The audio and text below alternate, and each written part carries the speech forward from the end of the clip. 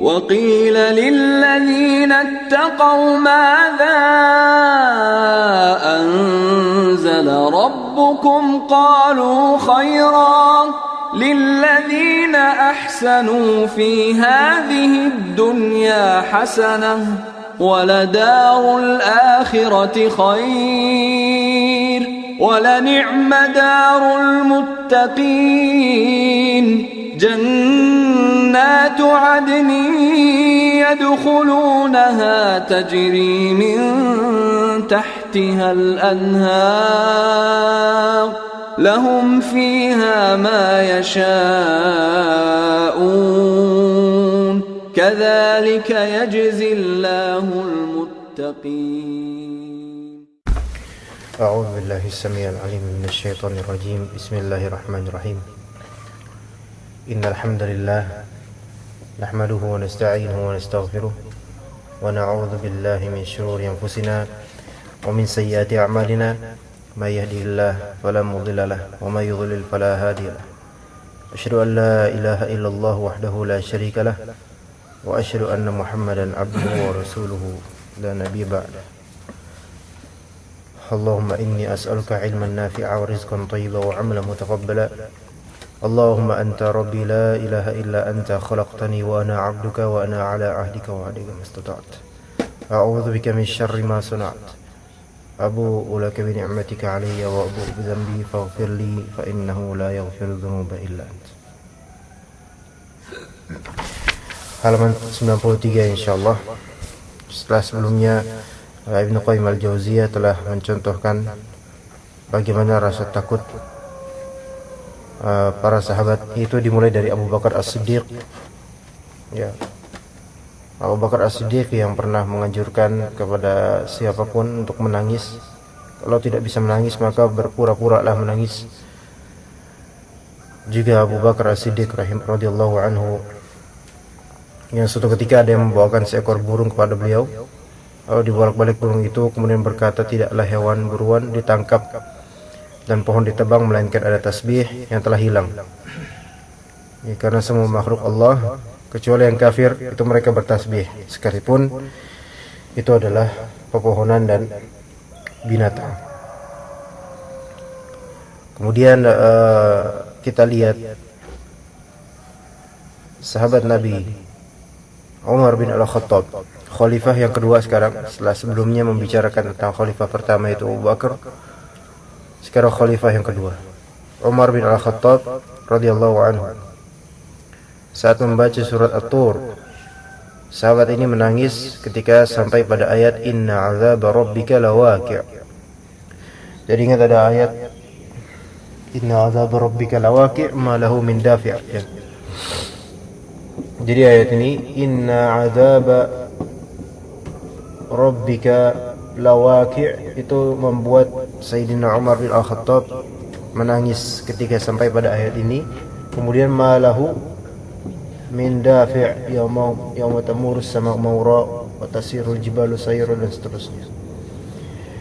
Jadi ya sungguhnya azab Rabb kamu itu waqi'. Waqi' di sini berarti pasti terjadi. Nah, ini lam zaidah takkid menunjukkan pastinya dia terjadi. Di sini berarti ada dua takkid yaitu inna dan juga lam zaidah. 1 dan 2. Dua kali ditakkid oleh Allah Subhanahu wa taala. Pertama ditakkid awalnya inna sesungguhnya, kemudian ditakkid akan poin di wuku'nya, terjadinya, keterjadiannya benar-benar akan terjadi. Ya. Kemudian ma lahu min dafi', tidak ada yang bisa mencegahnya. Ya. Baik. Azab Allah taala dhamirhu di sini kembali ke azab.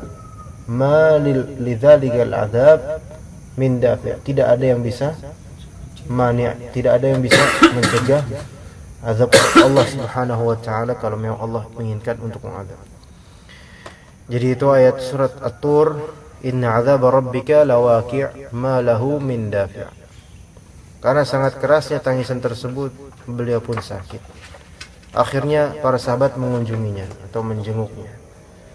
Itu contoh dari Sayyidina Umar bin Al-Khattab radhiyallahu anhu, yang beliau di antara orang terbaik dalam Islam Tapi ya begitu, sampai menangis, jauh dari kita, ya, tidak seperti kita, ya.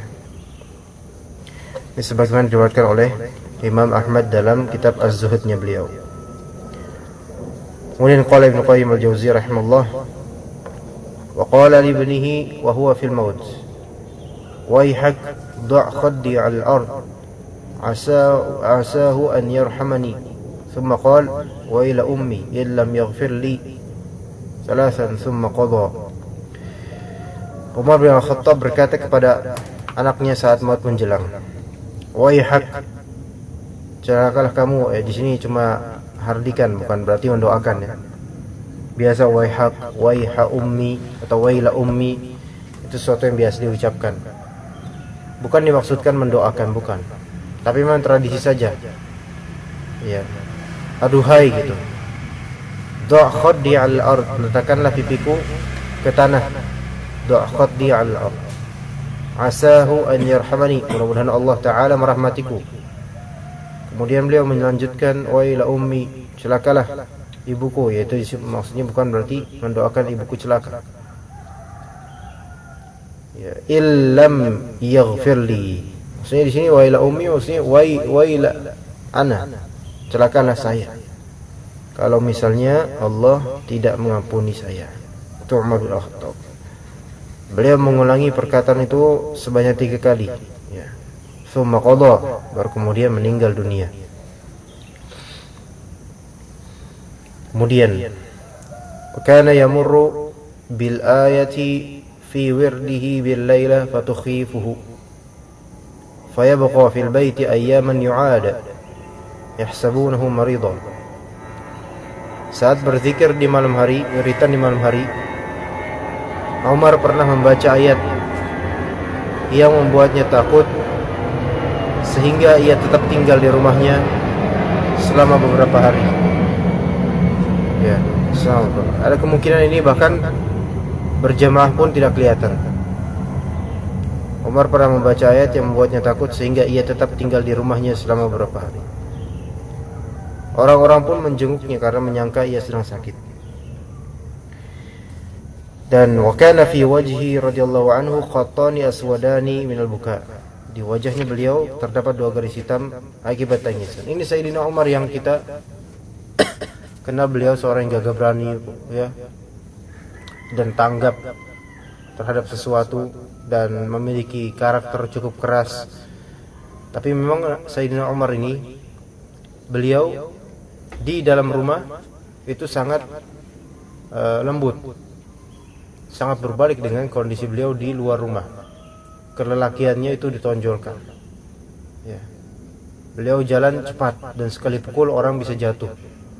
Tapi kalau misal di rumah, beliau adalah sebaik-baik orang kepada istrinya, kepada keluarganya, ya. Wa qala lahu Ibnu Abbas, berkata Ibnu Abbas pernah berkata kepadanya, massarallahu bikal amsar wa fataha bikal futuh wa fa'ala qal wadidtu anni anju la ajra wa la wizr. Ibnu Abbas radhiyallahu anhuma pernah berkata kepadanya, massarallahu bikal amsar, Allah telah membuka sejumlah kota melalui perantara engkau wahai Umar. Wa fataha bika al-futuh, Allah Ta'ala telah menaklukkan sejumlah negeri melalui engkau. Wa fa'ala, dan Allah telah melakukan ini, melakukan itu melalui engkau, dengan perantaramu. Maka Umar pun menjawab, wadidtu anni anju la ajra wa la wizr, aku senang sekiranya aku selamat tanpa membawa pahala ataupun dosa. Itu Sayyidina Umar ini tidak melihat kepada amal-amalnya yang luar biasa, tapi sekiranya beliau mati, beliau ingin dijauhkan dari neraka tentu saja, tanpa membawa pahala ataupun dosa. Beliau ingin selamat yang penting. Nah, di sini ketakutan dari Umar bin Al-Khattab kepada azab Allah Subhanahu wa taala. Karena beliau tahu perkara yang akan terjadi setelah kematian itu lebih besar daripada perkara yang ada di kehidupan ini. Panjang sekali. Ya. Kemudian kita melanjutkan ke Uthman bin Affan radhiyallahu anhu. Wa hadha Uthman bin Affan kana idza waqafa 'ala al-qabri yabki hatta tabtalla lihyatuhu. Inna Uthman bin Affan. Dan jika beliau berdiri di samping kuburan, beliau menangis sampai air matanya membasahi jenggotnya. Itu kalau beliau berdiri di samping kuburan. Jauh berbeda dengan kondisi kita. Tidak ada bekas, tidak ada gejolak di hati ketika melihat kuburan. Ya. Syaitan selalu menginginkan orang-orang itu untuk tidak mengingat kematian. Di antaranya kuburan dijadikan tempat angker, kemudian banyak kepercayaan dan seterusnya. Padahal kuburan itu, jikapun kuburan ada tanda sebagai kuburan, itu ditujukan agar kita mengingat kematian, bukan mengingat setan. Nah, orang yang ketika di kuburan mengingat kematian dan takut akan azab Allah, ya setan mana berani untuk menggodanya. Kemudian waqal Uthman bin Affan berkata, "Law annani bainal jannati wan nar la adri ila ayatihima yu'maru bi. La akhtartu an akuna ramadan qabla an a'lama ila ayatihima asir."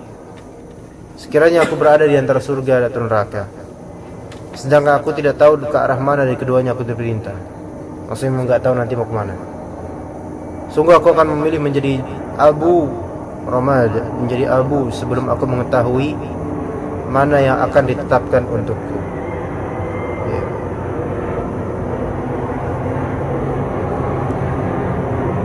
Wa hadha Ali bin Abi Thalib. Sekarang Ali bin Abi Thalib.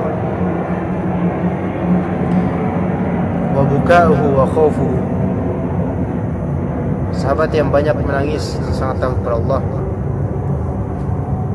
Kana yashtaddu khawfuhu min ithnatain, tulil amal wa ittiba'il hawa. Nah, beliau ini sangat takut terhadap dua perkara, tulul amal, panjang angan-angan, dan ittiba'ul hawa, mengikuti hawa nafsu. Harapan duniawinya panjang, dan juga mengikuti hawa nafsu. Dua perkara yang sangat ditakutkan oleh Ali bin Abi Thalib, karena keduanya itu akan dihisab di akhirat. Betapa banyaknya orang sekarang panjang angan-angan. Ana berkali-kali kan kajian di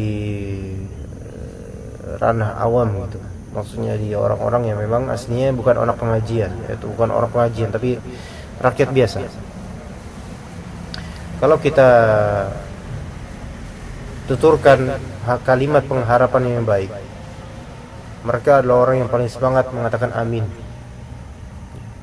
Tapi kalau kita lihat keseharian mereka adalah orang yang paling gak ngerti agama, gak ngerti Islam. Itu yang terjadi sekarang.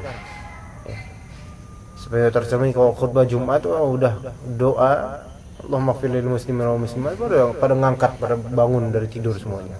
Semangat, minta ampunan. Semangat minta ampunan, tapi semangat juga pengen mengakhiri khutbah Jumat ini. Ya, panjang angan itu. Pengen anaknya soleh, pengen anaknya soleh, tapi kerjanya di bank. Ya. Ada seseorang seperti itu, harapannya luar biasa kepada anaknya supaya jadi soleh, dimasukkan ke pesantren. Tapi dinafkahkannya dengan uang hasil gaji dari bank ribawi. Dan yang terjadi sekarang sama sekali nggak ada bekas pesantrennya. Ada kenalan seperti itu. Ya, orang luar biasa kaya. Ya, punya anak laki-laki dipesantrenkan dengan harapan, tentu saja harapan pengen seperti para lulusannya, yaitu para asatidzah dan ulama dan seterusnya. Tapi ternyata memang penghasilan orang tuanya dari bank. Ya. Setelah lulus, Allah tidak ada bekas sama sekali. bahwasanya dia pernah di pesantren. Kemudian melanjutkan studi yang tidak ada hubungannya dengan pesantren. Kuliahnya tidak ada hubungannya dengan pesantren dan tinggalnya di negeri kafir. Dan tentu orang tua tidak mau disalahkan. Maksudnya demi menggapai cita-cita ya dibiarkan begitu aja dengan dinafkahi dan dibanggakan.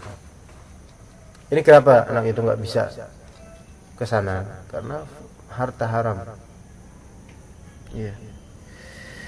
Panjang angan orang kita ini, ya, masyarakat kita ini berharap diampuni oleh Allah, namun masih aja seperti itu.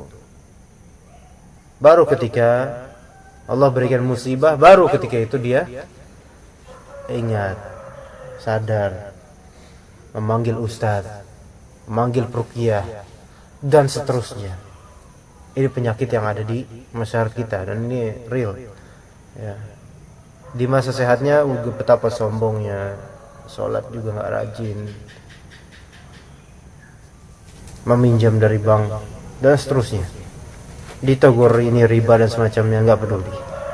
Giran sakit baru nasihatin manggut-manggut, tapi sudah terlanjur semuanya, nasi sudah menjadi bubur. Ya. Maksudnya dalam artian udah kena penyakit, udah kena azab Allah, walaupun memang masih dibukakan pintu taubat pastinya. Itu panjang angan-angan. Dan kedua, mengikuti hawa nafsu.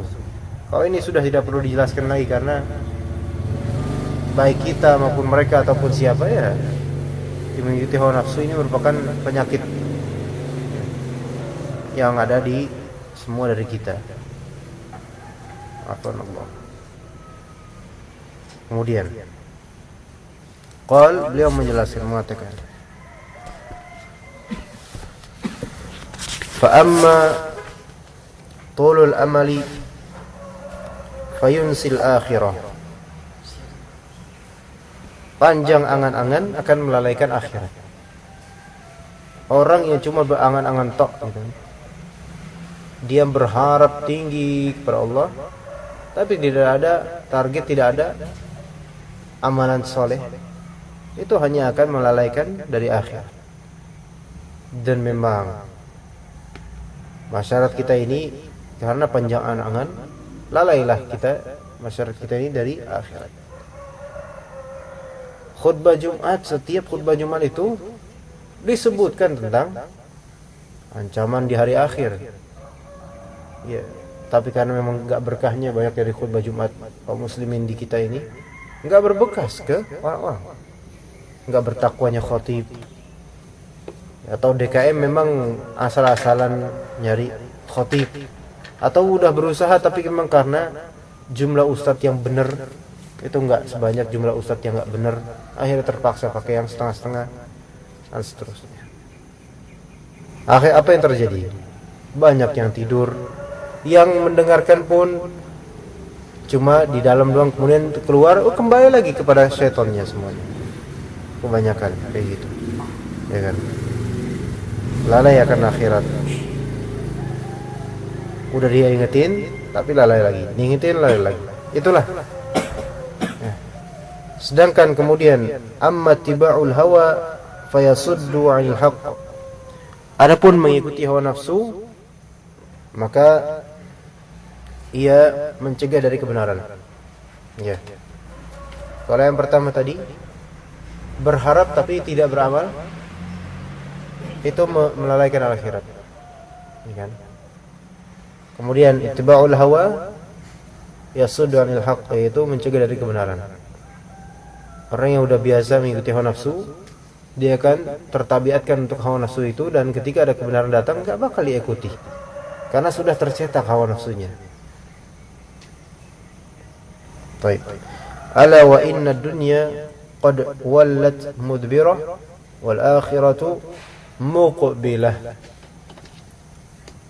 Ingatlah, dunia telah berbalik pergi dan akhirat sedang datang menghadap. Dunia ini sekarang kita masih ada nih sekarang. Dan sudah berapa dunia kita yang sudah kita tinggalkan? Maksudnya sudah berapa hari yang telah kita tinggalkan? Sudah berapa kesia-siaan yang telah kita tumpuk? Sudah berlalu. Namun berlalunya dia akan berimbas kepada nantinya kita di akhirat. Dunia akan berbalik pergi, dan yang sudah pergi dari dunia tak akan kembali. Sementara yang tersisa adalah yang baka, yaitu akhirat. Sedang datang menghadap. Persiapannya gimana? Walikulli wahidatin banun. Masing-masing dari keduanya mempunyai anak. Ada rijalud dunia, ada rijalul akhirah. Ada anak-anak dunia dan ada anak-anak akhirat. Anak-anak dunia ini jelas orang kafir semuanya anak-anak dunia. Dan ada anak-anak dunia yang masih muslim statusnya. Dan ini menimpa mayoritas dari kaum muslimin sekarang, anak-anak dunia mereka. Bagaimana kita menyelamatkan diri kita dan juga kaum muslimin keumumannya, anak-anak dunia. Subhanallah, kalau misalnya untuk kerja, subhanallah, luar biasa. Cari duit. Tapi untuk mencari ilmu minimal, bahkan enggak mau. Khutbah Jumat aja udah cukup katanya. Salatnya enggak benar, zikirnya juga penuh kebid'ahan. Apa yang mau diharapkan dari yang seperti ini? Sementara orang seperti ini panjang harapannya, tapi tidak mau mengikuti sunnah Nabi. Ini panjang angan ini menimpa. Ya. Anak-anak dunia dan anak-anak akhirat. Kemudian dikatakan fakunu min abna'il akhirah wa la takunu min abna'id dunya. Maka jadilah kalian anak-anak akhirat dan jangan menjadi anak-anak dunia. Ya. Fa innal yawma 'amalun wa la hisab. Hari kita ini sekarang adalah amal tanpa hisab. Wa ghadan hisabun wala amal. Sementara besok nanti adalah hisab tanpa amal, enggak berguna amal. Maksudnya enggak ada amalan lagi hari akhir itu. Allah Subhanahu wa ta'ala Surat Al-Munafiqun. Ya ayyuhalladzina amanu la tulhikum amwalukum wala auladukum an dzikrillah wa may yaf'al dzalika fa ulaika humul khasirun. Hai orang-orang beriman, ini orang-orang beriman. Jangan sampai harta dan anak-anak itu melalaikan kalian dari mengingat Allah. Asasnya ibadah mengingat Allah, karena niatan dulu. Barang siapa yang melakukan itu, yaitu yang menjadi harta dan anaknya jadikan dia lalai, dan itu realitas sekarang, maka rugi orang lain. Ya. Apa yang Allah perintahkan? Wa anfiqu mimma razaqnakum, dan bernafkahkanlah, bersedekahlah dari sebagian apa yang telah kami rizkikan kepada kalian. Sebelum apa? Min qabli an ya'tiya ahadakumul maut, sampai sebelum datangnya kematian ke kalian. Nanti kalau udah datang kematian, itu adalah hisab wala amal. Tinggal dihisab saja dia, tinggal dihitung saja amalannya, dan tidak ada amalan baru yang bisa dilakukan untuk menyelamatkan dia dari api neraka. Makanya katanya, fayaqul rabbi laula akhartani ila ajalin qarib la asaddaqanna wa akum minas salihin. Ya Rabb, sekiranya engkau mengakhirkan ajal ini, aku pasti bersedekah dan pasti menjadi saleh. Aku pengen beramal, saya pengen beramal. Tapi apa kata Allah? Wala yuakhirullahu nafsan idza jaa ajaluha. Tidak akan Allah itu mengakhirkan suatu jiwa kalau datang ajal, enggak bakal diakhirkan, enggak bakal dipending. Kalau udah waktunya memang Allah kehendaki dan sudah Allah tulis di Al-Lauh Al-Mahfuz, maka khalas. Seberapapun doanya mereka, seberapapun memintanya mereka, enggak bakal. Dan ketika itu sudah wafat, sudah tidak ada lagi amalan yang bisa dilakukan kecuali hanya hisab. Jadi al-yaum amal wala hisab. Sekarang belum ada hisab. Kita masih aman, masih diberi nafas, tidak diberi azab seperti azab neraka sekarang. Karena al-yaum amal wala hisab. Hari ini adalah amalan dan tidak ada hisab di sini. Tapi ghadan, nah besoknya nih, hari kiamat, hisab, perhitungan. Wala amal, tidak ada amalan. Walaupun orang-orang ini yang harta dan anak-anaknya melalaikan dia, berharap ditangguhkan dan diberi kesempatan beramal. Enggak. Kalaupun Allah beri kesempatan beramal di dunia lagi, sekali lagi, pasti mereka bakal membangkang lagi. Itulah manusia. Iya. Kemudian anak-anak melalaikan bapaknya. Gimana? Kok bisa anak-anak melalaikan bapaknya? Anak-anak ini, bapaknya ingin anak-anak ini sukses, disekolahkan di tempat-tempat hebat. Akhirnya bapaknya ini cari duit untuk kesuksesan anaknya, kesuksesan duniawi, supaya anaknya di arsitek atau jadi apapun yang dikehendaki oleh bapak ini dari segi dunia. Akhirnya bapak ini pun mencari duit sebegitunya, sampai sholat kadang lewat, juga majelis taklim enggak. Karena apa? Udah terlalu capek nyari duit buat anaknya. Di antara hukuman yang banyak menimpa dari beberapa kaum muslimin, bahkan sampai ada yang memang mereka ahlu sunnah wal jamaah, maksudnya anak-anak ngaji, karena kurang percaya sama Allah. Kemudian demi mengejar gengsi punya rumah sendiri, ikut KPR sistem dan semacamnya, sistem ribawi gitu dan semacamnya, dikira bahwasanya meminjam harta, meminjam duit dengan sistem riba itu enggak kena azab. Dikira gitu, padahal akiluhu, kata Rasulullah SAW, akil pemakannya dan mukil, dan orang yang memberinya, maksudnya orang peminjamnya semua kena, bahkan sampai saksinya, orang yang melihat di sini kan berarti enggak mesti dia sebagai saksi formal, tapi melihat ini transaksi riba, tapi enggak diapa-apain sama dia, itu kena semuanya. Mereka semua adalah, kata Nabi, sama. Jadi salah kalau misalnya ada orang mengatakan yang dapat dosanya hanyalah pemakan riba.